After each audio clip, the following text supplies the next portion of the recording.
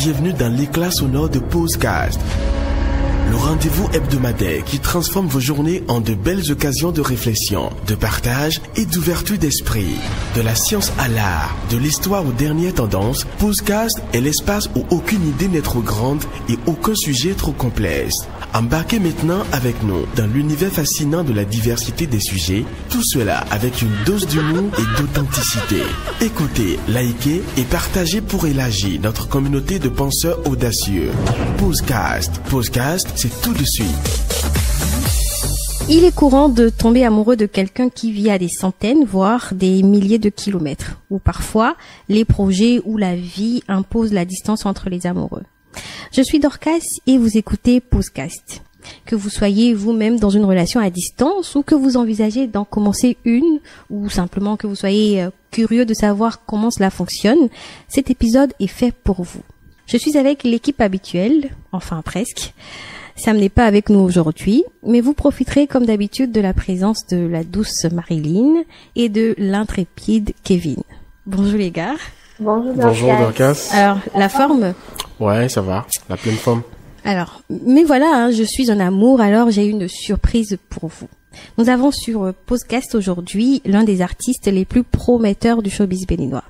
Si je vous dis Voodoo Drill ou encore Pépito Pépita, je pense que vous l'avez compris, que Chaka est sur Posecast. Salut Chaka. Salut Dorcas, comment tu vas? Super, merci d'avoir accepté de partager ce moment avec nous. Le plaisir est partagé, ça fait plaisir d'être là et j'espère qu'on va passer un bon moment. Ah oui. Est-ce qu'on a le choix même?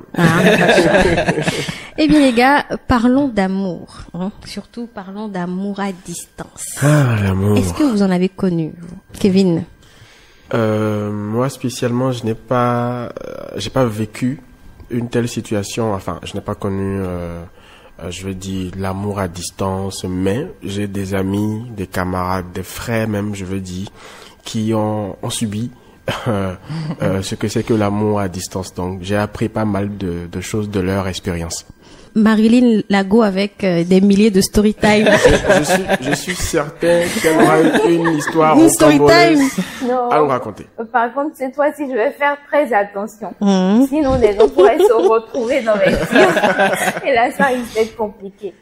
Bon, personnellement, je n'ai pas vécu de relation à distance, mais tout comme Kevin, j'ai eu des amis, j'ai eu des proches qui vivent des relations à distance et je vois un peu ce que ça donne et j'en tire mes propres conclusions. Bon, je vais répondre bien. Naturellement. J'ai connu, Seigneur Jésus, j'ai connu, on va y revenir. Mais chacun dis-nous. Oui. Les relations à distance. Moi, c'est la vie que je mène. Bon, voilà un exemple pas mal. Ok. Moi, c'est la vie que je mène et j'en ai connu pas mal aussi, Plusieurs, on va dire. Je suis un habitué des faits, on va dire. Bon, à quel moment on peut parler de relations à distance? C'est ça, on appelle un témoin vivant. Oui. À quel moment on peut parler de relations à distance? Est-ce que si je vis à Calavi et que mon partenaire vit à Kwakwa, nous sommes dans une relation à distance? Ça, c'est pas vraiment une relation à distance, C'est une relation... Calavi à Kwakwa, c'est pas vraiment une distance. On peut se voir à n'importe quel moment. Donc déjà que c'est faisable, on peut pas parler de distance là. Cotonou-Parakou? Ouais, là c'est possible. On peut parler de relation à distance. Pour moi, Je suis totalement d'accord avec chacun aussi. Il faut que la distance ait quand même une certaine, qu'elle soit conséquente réellement avant de parler de relation à distance. Sinon, si ce n'est que Cotonou à Kwakwa par exemple ou bien Calavi à Kwakwa, je pense qu'on peut gérer. Relation, on peut gérer Zim 500 pour venir, c'est pas une relation à distance. Parakou par exemple. Calavi à Kwakwa, c'est pas 500 francs, c'est minimum 1000 francs. C'est compliqué, voilà. C'est ça, on peut appeler relation à distance. Ah, super. Écoute, d'habitude, tu vois, c'est Marilyn qui nous sort les story time, mais apparemment aujourd'hui, on va plutôt voir ça avec toi. Mais les relations à distance, est-ce que ça marche, chacun? Je pense que oui et non. Ça dépend déjà des deux personnes qui sont concernées. Et pour que ça marche, il faut vraiment qu'il y ait des implications des deux côtés. Il faut que les deux personnes puissent s'investir à fond avant que ça ne fonctionne. Donc ça marche pour certains et d'autres non. Mais tout dépend, je dirais, de la vision que vous avez chacun. Kevin? Moi, je pense plutôt que les relations à distance, chacun va m'en vouloir, mais c'est vraiment compliqué. Est-ce que je vais dire que ça marche? Je pense plutôt que les deux partenaires essayent de survivre à ça. Sinon, en réalité, moi je dois donner mon avis clair, c'est que c'est vraiment compliqué. Je ne pense pas réellement que ça marche. Je pense plutôt que les deux partenaires essayent de survivre en fait. Tout simplement, ou essayent de protéger les sentiments qu'ils ont les uns pour les autres. Voilà ce que je pense pas que ça soit facile. Quand je dis que ça dépend de la vision, je ne veux pas dire que c'est simple et tout. C'est vrai que c'est compliqué, mais quand on regarde dans la même direction, quand on a les mêmes objectifs, quand on s'investit, je pense que c'est faisable. Oui, mais justement, comment savoir que j'ai un même objectif avec quelqu'un que je ne vois pas physiquement? Avec qui peut-être je parle juste au téléphone. Il n'y a pas vraiment de certitude en fait. Surtout que je peux être dans l'incertitude totale. Le monde est méchant. Tout peut basculer. Donc, oui, justement, parce que déjà il faut savoir avec qui tu te traînes. C'est qui tu as en face réellement et c'est quoi la vision de la personne. Tu vois, tout est dans la discussion, tout est dans le fait de connaître la personne. C'est vrai qu'on ne connaît pas une personne entièrement, mais déjà avec des faits réels. Est-ce que quand tu l'appelles tout le temps, est-ce que la personne décroche, tu vois? Est-ce que la personne est disponible pour toi tout le temps? C'est des trucs qu'il faut voir. Moi, je veux dire aux gens, si vous n'êtes pas quelqu'un chanceux, ne vous mettez pas dans cette affaire de relation à distance. Même pas chanceux, hein. L'agence n'a rien à voir, je trouve. Non, mais déjà, quand je t'écoute, il faut être dans la même vision avec la personne. Ouais. On ne sait pas généralement si la personne t'appelle, est-ce que tu vas décrocher, est-ce que l'autre va décrocher, est-ce qu'elle est vraiment à la maison, est-ce qu'elle est sortie. Donc, en fait, il faut être réellement chanceux pour tomber sur quelqu'un qui va te dire la vérité à 50%. C'est ça. Vous voyez? Donc, quand moi je prends tout ça, je me dis, c'est peut-être qu'on essaye de suivre à distance, quoi. Mais sinon, écoute, ça va être compliqué. Pour la première fois, je suppose que je vais aller dans le sens de Kevin. Les relations à distance, c'est, écoute, j'ai gâché les... C'est le seul à me défendre ici, alors, aujourd'hui. En fait, je pense, j'ai gâché 3 ou 2 années de ma vie dans une relation à distance. Plus jamais de ma vie, je vais faire ça. Plus jamais. La plus grosse déception que j'ai eue, c'était dans une relation à distance. J'étais une jeune fille innocente, amoureuse, les yeux pleins d'étoiles, ce que ça m'a montré. Étoile filante, ouais. Que ça m'a montré. Moi, je me pose souvent une question. Qu'est-ce qui peut pousser quelqu'un à entrer dans une relation à distance? Alors, sachant que peut-être autour de soi, il y a des possibilités, il y a des personnes qu'on voit tous les jours, chaque jour et tout. Donc, qu'est-ce qui peut nous pousser en fait à laisser tout ça pour opter pour une relation avec quelqu'un qu'on ne voit même pas physiquement? Alors, je t'explique. C'est plus, dans mon cas, c'est arrivé alors qu'on était déjà ensemble ici. Et ensuite, la vie, les projets de la vie ont fait que mon partenaire, dans le temps, a voyagé, est parti. Donc, quand c'est comme ça, tu vois, vous avez déjà développé des sentiments, vous êtes arrivé à un certain niveau, vous avez appris à vous connaître, vous vous aimez, écoute. C'est difficile de se séparer avant le départ. Donc forcément, on veut y croire, on s'y accroche, on se dit ça va marcher, ça va donner quelque chose, on va quand même essayer. Il faut pas essayer. C'est mon conseil, ça, il faut pas essayer. C'est parce que en fait, je pense qu'il faut vraiment avoir un mental d'acier pour être dans une relation à distance. Chaka, est-ce que tu as un mental d'acier? J'ai un mental simplement. C'est pas si c'est un acier. Mais honnêtement, je pense que il y a des personnes qu'on ne peut pas remplacer. Il y a des personnes qu'on rencontre et qui nous amènent à faire des trucs quoi qu'on ne peut même pas imaginer faire. Genre à nous surpasser. Oui. Donc déjà, qu'est-ce que la personne t'apporte? C'est des trucs qu'on ne peut pas vraiment mesurer avec n'importe qui, tu vois. Moi, par exemple, j'ai connu des relations ici, avec des gens ici, mais qui n'a pas vraiment fonctionné. Tu vois, je me suis investi comme toujours. Moi, je suis quelqu'un en amour, genre, je me donne à fond au maximum, mais quand c'est pas réciproque, tu vois, j'en souffre. Donc, avec toute cette situation, et quand tu tombes sur une personne qui t'apporte vraiment la paix du cœur, tout ce que tu attends d'une partenaire, ben tu peux te dire, mais pourquoi pas? Bon, Marlene, toi, dis-nous, est-ce que tu pourrais te mettre dans une relation à distance, que ce soit quelqu'un que tu connais déjà ici qui part après, ou quelqu'un avec qui tu développes un truc virtuellement. Est-ce que c'est possible? Je ne suis pas dans sa tête, mais je pense qu'elle dira oui. Non, en fait, bon, déjà développer quelque chose virtuellement avec quelqu'un, ça, j'enlève ça de l'équation. C'est pas possible pour moi. Parce que avant de faire naître des sentiments, c'est que je vois la personne, je côtoie la personne et le feeling passe. Je peux pas me juger sur un feeling qui passe juste sur Internet derrière un téléphone pour dire qu'une relation va débuter. Il n'y a pas moyen. Maintenant, dans le cas où je suis déjà en relation avec la personne, bon, on a tous une carrière, on a tous une vie professionnelle. Et que par la force des choses, la personne avec qui je suis devrait voyager.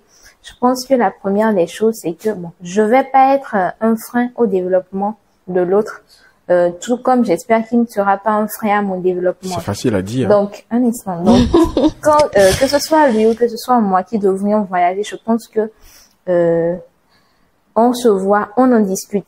Et ma condition, l'unique condition dans les deux cas, c'est que si tu pars là-bas, on se met d'accord, voici nos plans de carrière, il y a une fusion pour que moi aussi je puisse te rejoindre ou que toi aussi tu puisses me rejoindre dans les brefs délais. Sinon dire que je serai ici, tu vas faire 3 ans, 4. Moi, je peux pas. Je ne suis pas dans ça. 3 ans de relation à distance. Je ne peux pas supporter. Je connais une fille qui a vécu cette situation. Son gars est à l'extérieur, le gars y est toujours. Et je sais un peu tout ce qu'elle a traversé ici. Je vous dis que c'est pas possible. C'est trop compliqué. Déjà, est-ce que vous pensez qu'une relation saine peut être une relation à distance? Moi, honnêtement, je pense que c'est pas chacun m'en excuse, hein, parce que il est dedans actuellement. Mais ça, c'est mon point de vue personnel. Mais je pense que non. Je pense que franchement, c'est compliqué en fait. Je pense qu'il y a quelque chose qui va manquer, qui fera que ce ne sera pas une relation au complet. Comme j'ai dit, chacun m'en excuse, parce que il vit une expérience, ça peut ne pas être la même expérience que tout le monde.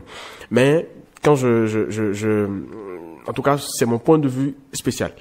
Bon, je prends un petit exemple. Quand mon partenaire va en mission, par exemple, déjà les missions pour moi, j'ai rien contre.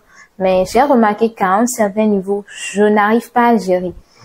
Tu vas en mission, généralement c'est une mission pas plus de 2 semaines. Mais tu vas en mission de 2 semaines et bon, je sens qu'il y a un truc, quand je commence à sentir qu'il y a un truc qui bug façon, pas que je vais le montrer, mais dans mon fond intérieur, je commence à me poser des questions en fait. Je commence à me poser des questions et moi, je n'aime pas tout ce qui est flou. C'est pas que je manque de confiance en l'autre, mais quand ça commence à devenir... En fait, l'être humain est tel que tout ce qui n'est pas habituel, il commence à se poser des questions là-dessus. Et tu te demandes, bon, alors là, c'est vrai, il est allé en mission, il est allé pour travailler. Mais peut-être tu vas avoir un statut, une petite vidéo avec un collègue, une amie du boulot. Tu te dis, mais les positions sont un peu indécentes là. Il est toujours en mission. Il est toujours en mission. Mais je me dis, si déjà j'ai de ces genres de réactions quand la personne va en mission, bon, quelle serait ma réaction si... La personne totalement vit carrément. Ça va pas être... La charge mentale est trop importante. Je ne pourrais pas gérer cette charge mentale-là. Je ne pourrais vraiment pas. J'ai envie de demander à chacun à quoi il s'accroche pour s'en sortir, en fait. Ben, je pense que c'est vrai. Hein. C'est vrai, c'est totalement vrai. Il y a des moments où... il y a plein de questions qui se posent. Est-ce que la personne est sérieuse? Est-ce que la personne ne fait pas des trucs, tu vois? Vice versa, que ce soit dans le sens de la personne qui est là-bas ou de la personne qui est ici. Mais je pense que tout est question de communication. C'est la première des choses, c'est la communication. Il faut être vraiment être honnête envers soi-même et envers l'autre personne et savoir ce que tu veux réellement, tu vois. Et je pense que c'est pas un truc qui est commun à tout le monde. C'est pas un truc qui est commun à tout le monde. Il faut vraiment beaucoup de patience. C'est vrai que des fois on s'énerve pour un rien du tout. Tu vas te faire des films qui forcément n'est pas le cas. Mais il faut la patience. Et voilà, espérer que la personne te revienne avec des explications qui sont assez valables. Et je veux donner Je prends un cas par exemple qui est fâché, qui a envie de lui dire des choses. Mais tu vois. La personne n'est pas connectée. Ah oui. Mais attends, j'explose. Mais en fait, il y a aussi le fait, moi par exemple, on discute pratiquement tous les jours au téléphone, plus de 10 heures des fois. Parce que déjà, le boulot que je fais me permet quand même de rester en ligne tout le temps. Donc, il y a ce point-là. Et c'est pareil de son côté. Donc, c'est comme si on vivait ensemble. Il n'y a pas vraiment de différence. Il n'y a pas que, voilà, je suis déconnecté pendant un long moment, je reviens, non. Et c'est pareil, en fait. Mais la présence physique ne remplacera jamais, oui, la présence physique ne remplacera pas, mais quand même, tu es au courant de ce que la personne fait de sa journée. Tu es au courant de ses mouvements, de ses déplacements. Et toi-même, c'est pareil. Tu vois, donc tu ne vas pas te faire des films genre où est-ce qu'elle est, elle fait quoi, tu vois, il y a pas ce côté là où tu es inquiet. Et c'est là que je pense que les relations à distance, ça dépend vraiment de la personnalité. Par exemple, chacun dit qu'il passe des heures au téléphone. Excusez-moi, moi je peux pas passer 1 heure de temps au téléphone. Quel que soit l'amour que je porte pour la personne, quand ça fait trop, je ne sais pas. Ça, c'est comme une charge en fait. C'est comme une charge mentale pour moi. Quand j'ai l'impression d'être un peu trop surveillée, je me sens bizarre. Je n'aimerais pas qu'on soit genre en constante conversation. Je me dis qu'on va vite s'ennuyer très tôt. Je pense que l'affinité dans le couple c'est bien, hein, mais quand on est aussi trop proche, parfois ça a l'air d'être une routine. C'est un peu compliqué. Tu as l'impression de tourner dans un rond et c'est un peu instable. Donc pour une personne comme moi, franchement, si l'autre est du genre beaucoup trop sensible, beaucoup trop disponible, cette personne va penser que ouais bon, ma compagne, bon, elle s'en fout, peut-être elle fait autre chose, elle n'est pas disponible et c'est là on commence à se faire des films pour rien du tout. Moi, j'ai bien quand même envie de faire l'expérience un jour.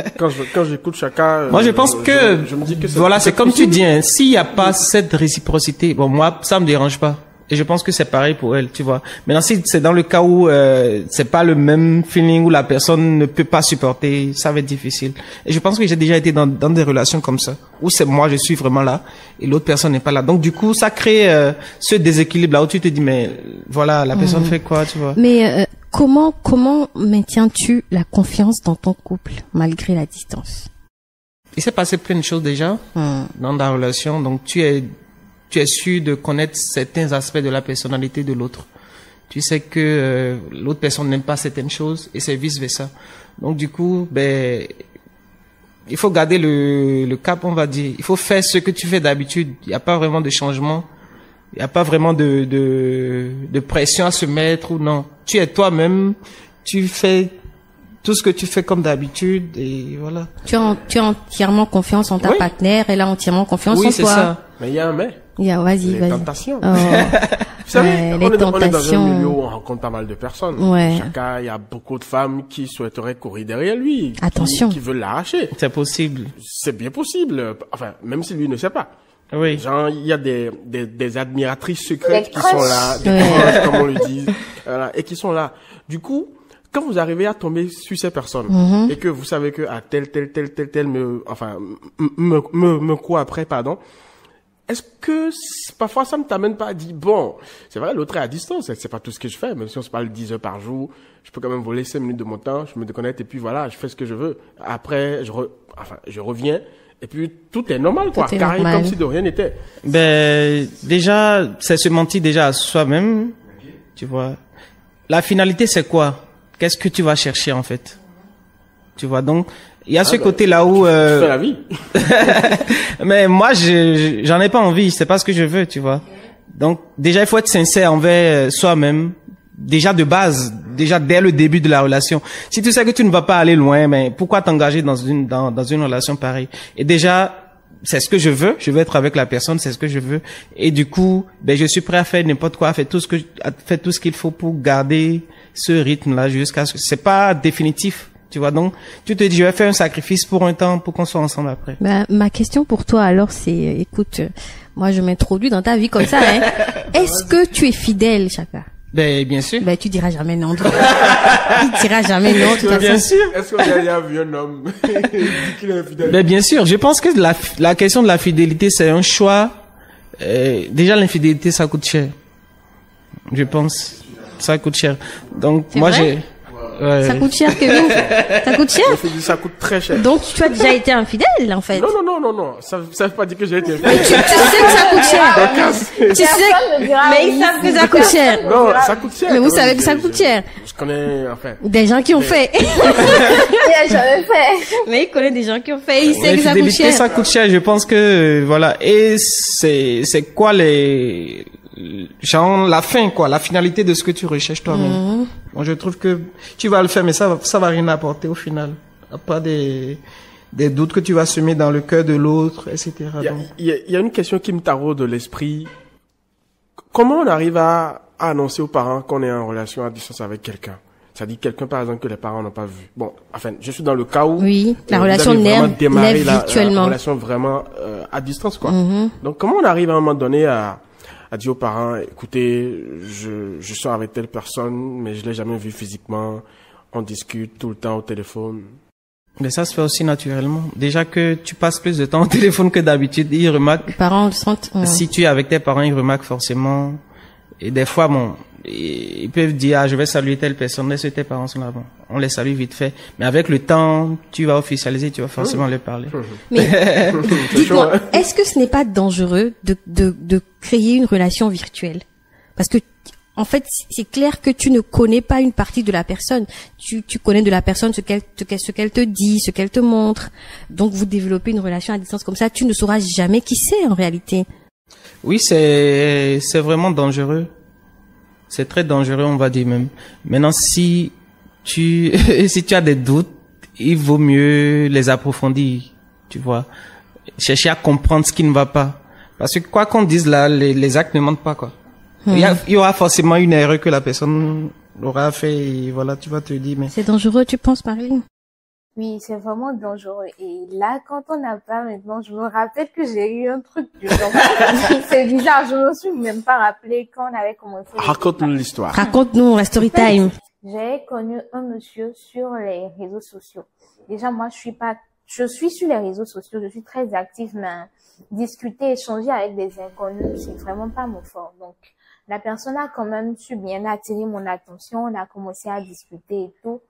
Et dans la suite de nos échanges, la personne me demandait, bon, si tu es une jeune femme, tu es libre, je voudrais quand même entreprendre un truc avec toi, vu que le feeling passe et tout.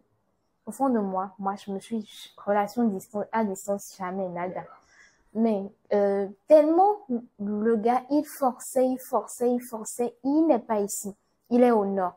Donc il m'a dit, je viendrai sur Cotonou pour te voir.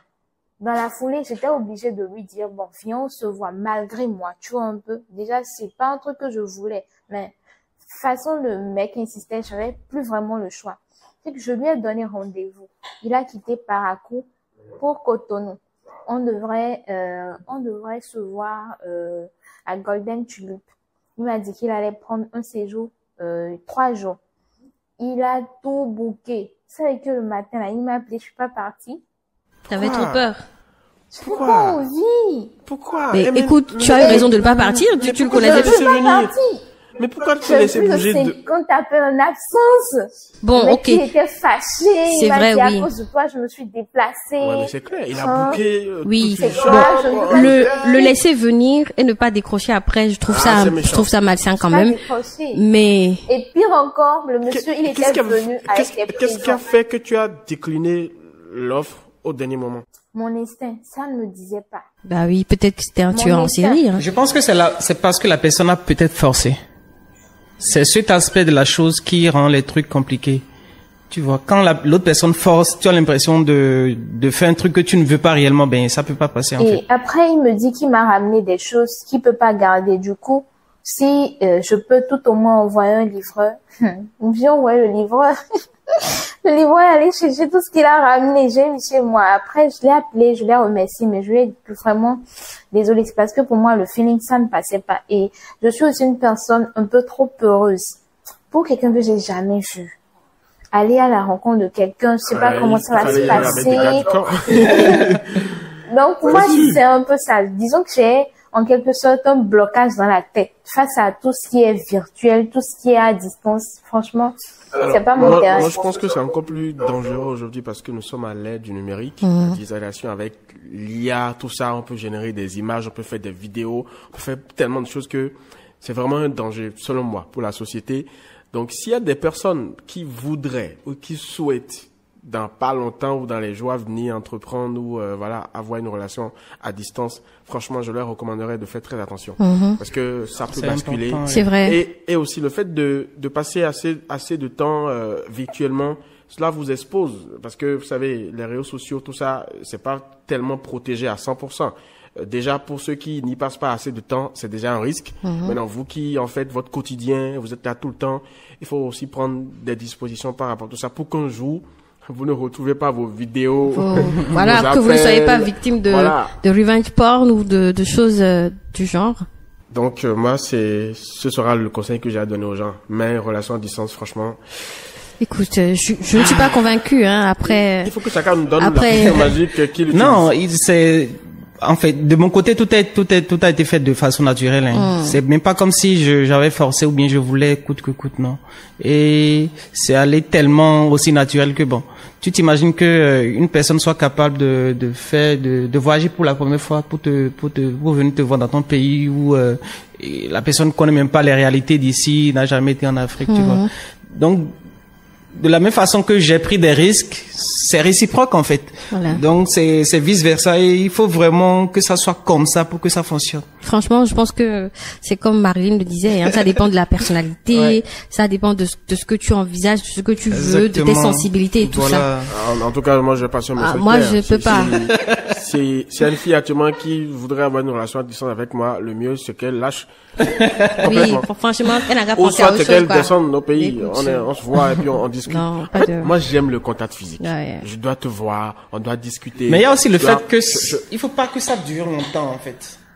La relation à distance, c'est pas fait pour durer assez longtemps où vous allez faire des mois, des années sans vous voir, non. Faut que ça soit, même si vous devez vous voir une fois à l'année ou bien une fois dans 6 mois ou une fois dans 3 mois, faut qu'il y ait quand même ce contact-là qui va vous rappeler à chaque fois. C'était d'ailleurs ma prochaine question pour toi. Il y en a qui partent et qui reviennent plus jamais.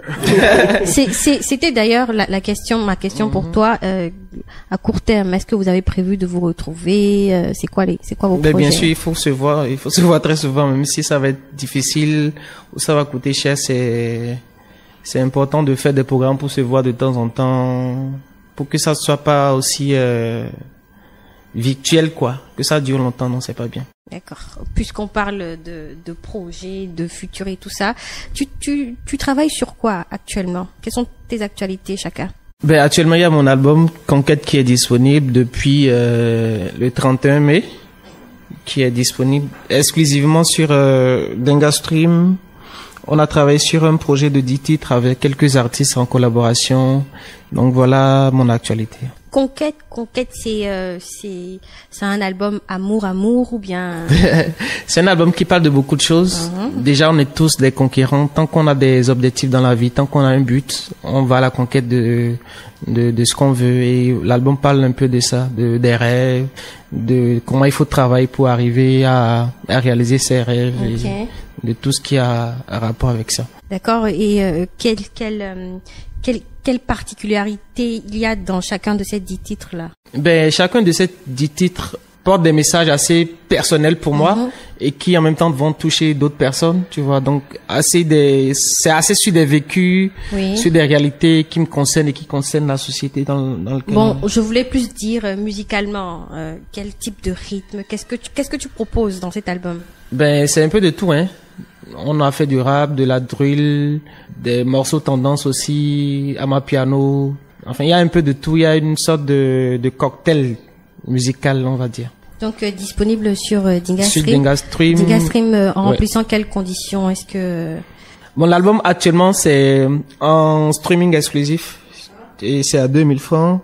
Donc, ça vous donne droit à avoir accès à l'album en streaming seulement pour vous, quoi. Donc, avant que ça ne soit disponible pour tout le monde, vous avez le privilège de savourer l'album avant tout le monde. Bah alors, ceux qui sont engagés dans des relations à distance, peut-être que vous devrez écouter Chaka plus souvent pour que ça marche. Hein. Je pense. Ouais, je pense parce que c'est commencer à écouter Chaka, hein, ça va peut-être marcher. C'est le modèle, en tout cas, c'est le témoin par excellence. Des relations à distance. On devrait écouter tout l'album, les 10 titres, bien sûr.